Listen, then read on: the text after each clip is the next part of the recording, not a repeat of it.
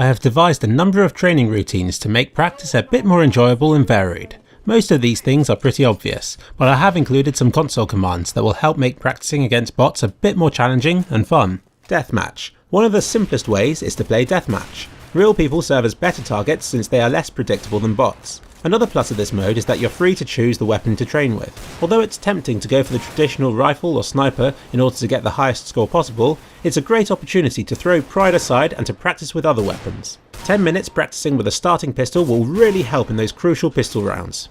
All bots versus you. When playing against bots, the normal mode isn't that rewarding since they're too busy fighting each other.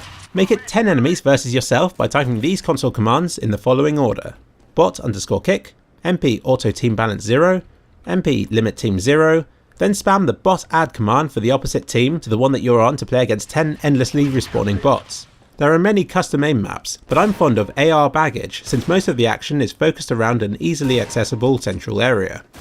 Knives. Load up Deathmatch mode on AR baggage against harmless bots and try your best to shoot them before they reach you. Do the console commands mentioned in the previous part of this video to make it 10 bots against yourself, and you'll find that you'll be constantly busy. I find the top middle conveyor belt a great place to stand, and it will help your 180-degree spins and headshot precision without losing time from having to respawn and reposition. For maximum non-stop training experience, you can't beat this mode. Slow motion. Here's a neat little tip. Play against bots on a small map and type host_timescale 0.8 to play the game in slow motion. Host timescale 1 is normal speed, and anything more than that is fast motion. You'd think that playing in slow motion would make you worse once you return to normal speed, but I found the opposite to be true. Don't ask why this is the case, just try it yourself and see if it will help you as much as it's helped me. It's also great fun. Combine it with the all bots versus you part of this video if you want more of a challenge. Finally, there's spray control. You can practice this on any map and with any weapon.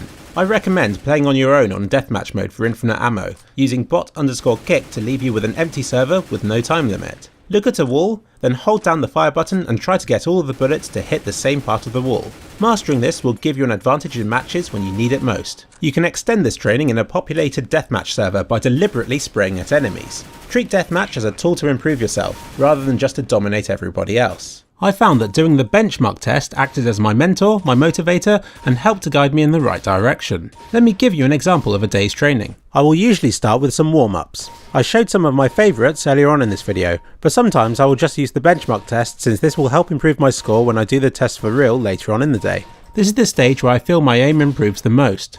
Sometimes I don't start with this stage, but I normally feel like doing it at some point since it really makes my aim more steady and reliable for the games that I play just afterwards. I will then play the matchmaking games and anything else on CSGO for that day, with improved aim thanks to earlier practice.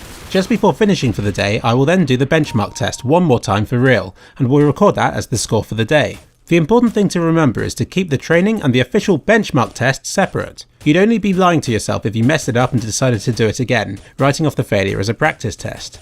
Ultimately, I felt myself improving as time went on, even on days where I'd mess up the official test. This is where doing mock tests is reassuring and in some ways far more rewarding than the test itself. Remember that aim training should only be a fraction of what you do. Having an amazing aim will get you a long way, but won't be able to compensate for poor team play or shoddy game sense. For all-round training you can't beat proper matches. Be aware of the limitations when you're training and remember that the best practice is the test itself. There is no all-inclusive substitute for proper matches, no matter how much you think that you'll improve from hours of aim training.